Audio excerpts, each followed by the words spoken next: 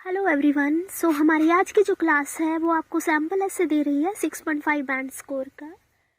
और बहुत सारे स्टूडेंट्स मेरे को सिर्फ आकर ये बोलते हैं कि हमें ज़्यादा बैंड स्कोर नहीं चाहिए, वी नीड ओनली 6 और 6.5 just to meet our visiting criteria. So by keeping or while keeping those people into mind, I am making this video. I am giving them the sample of 6.5 band score. Fine. 6.5 band score करने के लिए आपको ज़्यादा कोई complex या फिर ज़्यादा complex vocabulary की ज़रूरत नहीं है। आप सिर्फ एक सिंपल सा क्लैरिटी रखकर you can score 6.5। So let's see मैंने इसमें कैसे किया। Many people think that it is important to protect environment, but they make no effort on it themselves. Why is it so, and what can be done about it? यानी आपसे question पूछ रहा है कि लोगों को पता है कि ज़रूरी है एनवायरनमेंट को प्रोटेक्ट करना, लेकिन वो खुद से कोई एफर्ट नहीं ले रहे हैं। ऐसा क्यों, and what can be done? It is a sort of problem ऐसे, राइट? सो हमें पहले उसके रीजंस बताने हैं और उसके बाद हमें उसके सॉल्यूशंस के साथ डील करना पड़ेगा।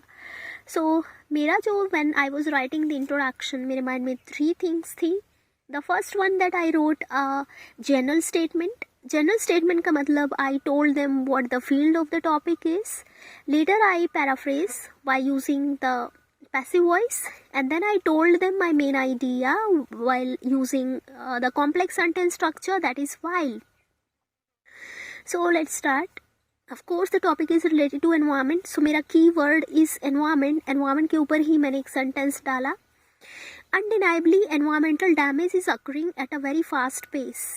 environmental damage हो रहा है बहुत fast गति पर। Now I'm paraphrasing. Many people think that, तो मैंने लिखा and large number of individuals have realized the fact that, कि उन्हें ये पता चल गया है, रियलाइज कर लिया उन्होंने कि it is important to protect the environment. इसकी पैराफ्रेजिंग की है, protecting the environment is significant. Now I am paraphrasing this one sentence. However, not a single initiatives is taken by them to preserve environment, कि एक भी step नहीं लिया जाता।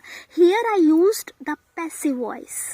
यहाँ इन्होंने लिखा हुआ है दे मेक नो एफर्ट, तो यहाँ मैंने उन्हें बताया है note a single effort is made by them. Just effort के सिनोनिम यूज़ किए इनिशिएटिव, और सेव के सिनोनिम यूज़ कर लिए मैंने प्रिजर्व। ज़्यादा मुझे वोकैबुलरी नहीं यूज़ करनी, लेकिन क्योंकि मेरा जो टारगेट है दैट इज़ ओनली 6.5। तो note a single initiatives is taken by them, initiative is taken by them to preserve environment. So मेरा next sentence structure that is complex one. while करके मैंने एक reason दिया है, कोमा डाल के मैंने solutions बता दिए। तो while the materialistic attitude यानी लोग पैसे के पीछे भाग रहे हैं, that is why they do not have time. So while the materialistic attitude is mainly responsible for this behavior, there are several measures that can be taken at individuals level.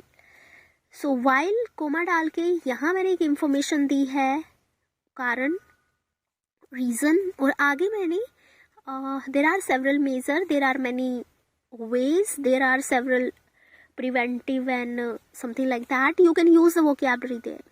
सो ये था मेरा thesis. While materialistic attitude is responsible and there are many measures that can be taken at individuals level. आगे आप outline भी दे सकते हो कि some more reasons and solutions will be discussed in the following paragraph, that is there. अच्छा लगता है वो, आई एम नॉट सेइंग कि वो यूज़ मत कीजिए, दैट इज़ ओके, आप यूज़ कर लिया करते हैं। Now I am switching to body paragraph 1। Structure क्या यूज़ किया मैंने यहाँ पर? सबसे पहले टॉपिक सेंटेंस दिया है। टॉपिक सेंटेंस बताता है एग्जामिनर को कि what the passage is all about. फिर मैंने एक मेन आइडिया दिया है, then I explained that details में। फिर मैंने सेकंड मेन आइडिया दिया और फिर उसको एक्सप्लेन किया, एग्जाम्पलीफाई किया है, and that's it. So let's start now. To kick start with, ये था मेरा पैसेज। शुरू करते हुए, to kick start with, there are multifarious factors responsible behind the careless attitude of the people towards the environment. Of course जब वो कोई step नहीं ले रहे तो वो केयरलेस एटीट्यूड ही है लोगों का। सो there are multifarious responsible factor behind the careless attitude of the people towards environment. One of the fundamental breeding ground, यानी सबसे बड़ा जो कारण है, तो one of the fundamental breeding grounds is that people have materialistic attitude.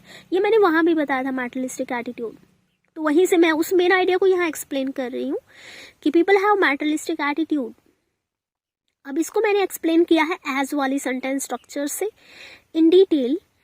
As the world is progressing, जैसा कि world progress हुआ है, individuals not only demand for the basic facilities, ना सिर्फ उन्हें बेसिक फैसिलिटीज चाहिए but also the modern amenities, उन्हें modern amenities भी चाहिए, such as almost all luxuries of life.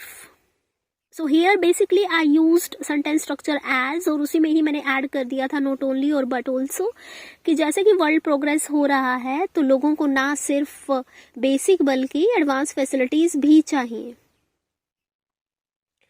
Right, तो एज अ रिजल्ट इससे क्या हुआ? As a result they remain busy in work from dawn to dusk, यानी सुबह से लेकर शाम तक इसको अरेंज करने के लिए वो लोग सुबह से लेकर शाम तक वर्क कर रहे होते हैं. And hence get no time to take step towards environment preservation. और उसके रिजल्ट से क्या हुआ कि उनके पास टाइम नहीं लगता, उन्हें टाइम नहीं मिलता एनवायरमेंट को प्रिजर्व करने का.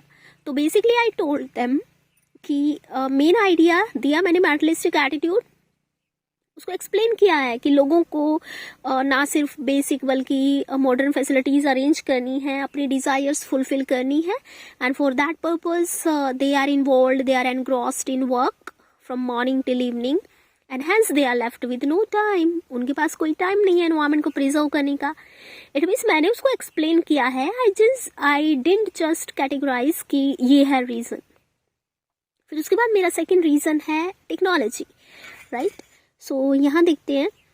Moreover technology can also be blamed. अब मैंने सेकेंड मेन आइडिया दिया, टेक्नोलॉजी भी इसका कहीं ना कहीं कोई कारण है. Let's see to elaborate.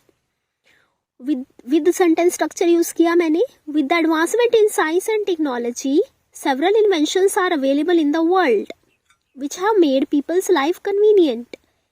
जैसे जैसे एडवांसमेंट हुई है टेक्नोलॉजी की, बहुत सारी इन्वेंशंस आई हैं जिन्होंने जिंदगी को आसान कर दिया है. जिससे क्या हुआ, owing to which people have become so habitual of using technology that they never want to live without this comfort.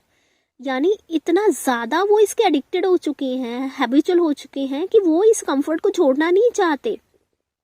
यानी हम यही बता रहे हैं कि वो स्टेप क्यों नहीं ले रहे एनवायरमेंट के लिए, कि ये जो टेक्नोलॉजी है of course it is causing harm to environment, still people are using it. अब इसका एग्जाम्पल दिया मैंने. For instance, majority of the masses have become addicted of traveling by cars and cannot imagine their life without it, regardless of the fact that cars cause great amount of pollution. So I guess आपको clear हो चुका होगा how did I explain and how did I exemplify.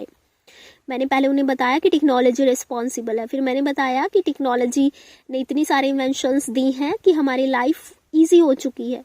उस easy life को कि हम इतने habitual हो चुके हैं कि we can not imagine our life without that particular comfort. और एग्जाम्पल में हमने कार्स का बताया, सो रियलिस्टिक था. सो बेसिकली इस पूरे पैसेज में आई जस्ट रोट 2 आइडियाज, उसको एक्सप्लेन किया है. Right, I told them how materialistic attitude is responsible for environment damage. I told them that how technology is वो रिस्पॉन्सिबल फॉर दैट. ऑलराइट, सो ये था आपका बॉडी पैराग्राफ 1. अब body paragraph 2, जैसा कि क्वेश्चन आपसे डिमांड कर रहा था कि व्हाट कैन बी डन, तो हमें सॉल्यूशंस ही लिखने हैं. So let's start with solution. Nevertheless, यानी however, instead of compelling people to take big steps, what has to be done to mitigate ecological hazards is that. यहाँ मैंने use किया है इंस्टेड ऑफ सेंटेंस स्ट्रक्चर, कि हम लोगों को I'm sorry for the traffic. Okay, so मैंने क्या किया, मैंने कॉम्प्लेक्स सेंटेंस स्ट्रक्चर यूज कर लिया है इंस्टेड ऑफ वाला, कि हमें उन्हें ना बड़े स्टेप लेने के लिए नहीं करना चाहिए बल्कि उनको छोटे स्टेप्स के लिए एनकरेज करना चाहिए ताकि इकोलॉजिकल हैजर्ड्स को मिटिगेट किया जा सके.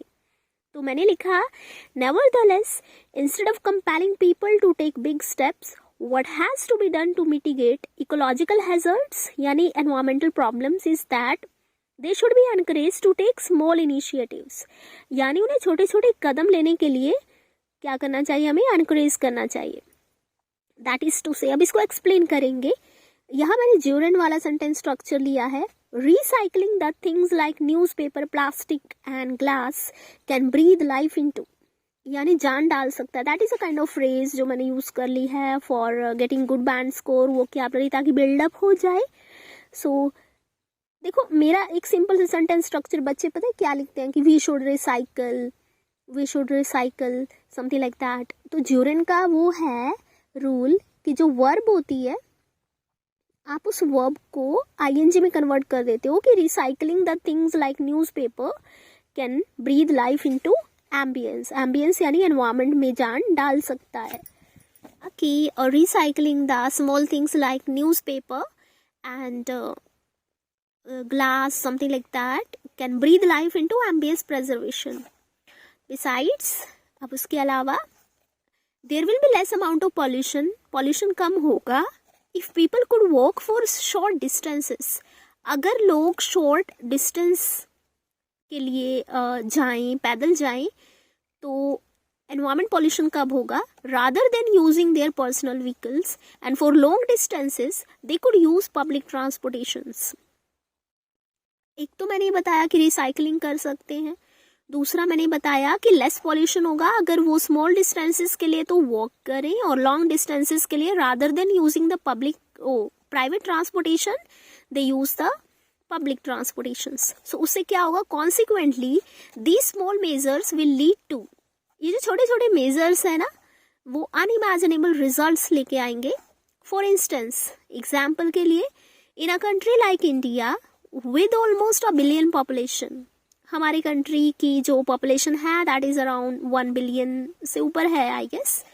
सो if each person plants a tree, देखो स्मॉल सा स्टेप दिया मैंने, अगर हर एक बंदा पेड़ लगाए and nurtures it for a month, इसको नर्चर करे, the results will be beyond speculations यानी हमारे imagination के भी पार होंगे results. You can just see there are 1 billion people or 1 billion trees will be in India. So something like that. So ये थे थोड़े से 2 solutions मैंने दे दिए हैं, but sentence structure हर बार अलग है. मैंने लिखा there will be if करके rather than कुछ use कर लिया है and all that of course. अब conclusion में समिंग इट अप यानी इन कंक्लूजन, ऑनर्स का मतलब होता है responsibility. Honours of saving the environment is not only on the shoulders of government and big industries but each individual must come forward. कि ये जो रिस्पॉन्सिबिलिटी एनवायरमेंट बचाने की वो सिर्फ गवर्नमेंट के सिर पे नहीं है, ना सिर्फ बिग इंडस्ट्रीज के सिर पर है या कंधों पर है, but each individual must come forward. हर किसी को आना पड़ेगा, हर एक बंदे को आना पड़ेगा एंड डू देयर बिट, और अपना कंट्रीब्यूट करना पड़ेगा to save it in my perception. अब इसका मैंने एक वार्निंग दे दी है कि अगर ऐसा नहीं किया तो क्या होगा, एल्स वरना the earth is likely to transform into a boiling pot, कि जो अर्थ है वो बॉइलिंग पॉट में कन्वर्ट हो जाएगी. देखो ग्लोबल वार्मिंग बढ़ रही है तो वही है बॉइलिंग पॉट यानी उबलता हुआ कुछ समथिंग बर्तन and all that, and that would inhabitate almost nothing. अब ऑफ कोर्स जो बॉइलिंग पॉट होती है उसमें जीवन तो होगा नहीं, तो दैट वुड इनहैबिटेट यानी नहीं ले पाएगी वो कोई भी. इनहैबिटेट का मतलब जीवन नहीं संभव हो पाएगा, लोग नहीं रह पाएंगे, ऑलमोस्ट नथिंग. सो ये था बेसिकली आपका कंक्लूजन. सो अब आपको थोड़ा सा क्लैरिटी हो गई होगी कि मैंने मेन आइडिया दिया है उसको एक्सप्लेन किया है, उसका रिजल्ट बताया है. सेकंड मेन आइडिया दिया उसको एक्सप्लेन करके उसका रिजल्ट बताया, एग्जाम्पलीफाई किया. फिर बॉडी पैराग्राफ 2 में ऑपोजिट साइड ले आई, थोड़ा सा इम्प्रेसिव सेंटेंस स्ट्रक्चर्स यूज़ कर लिए, ज़्यादा तो नहीं है, इंस्टेड ऑफ वगैरह यूज़ करके I am making the examiner satisfied. Introduction में मेरा जो मेन पर्पज़ होता है that is to write 3 sentences. पहले जनरल स्टेटमेंट है, पैराफ्रेज किया पैसिव वॉइस करके, और वाइल सेंटेंस स्ट्रक्चर थीसिस में यूज़ कर लिया. इसके बाद टॉपिक सेंटेंस है यानी what the passage is all about. मैंने मेन आइडिया दिया है उसको एक्सप्लेन किया as not only but also करके. फिर सेकंड मेन आइडिया दिया उसको with something with advancement in science and technology वाला कुछ कर लिया, एग्जाम्पलीफाई करके I used regardless of. Body paragraph 2 में मेरे जो सेंटेंस स्ट्रक्चर्स थे वो या तो थे कि इंस्टेड ऑफ, फिर मैंने एक ज्यूरन यूज़ किया है कि पीपल शुड रिसाइकल, उसको मैंने लिख दिया recycling should be done by people something. तो recycling of the things can produce the good results, वो डाल। जो सेकंड मेन पैसेज है उसमें इंस्टेड ऑफ यूज़ किया मैंने ज्यूरन यूज़ कर लिया है, एंड देयर वाला सेंटेंस स्ट्रक्चर कि there will be less pollution if people do so, something like that. So this is the sentence structure which was used by me, and yes, this is a kind of clear essay. I would not say, I am not making examiner any sort of confused. Please comment section में बताइएगा कि आपको कितना समझ आया, something.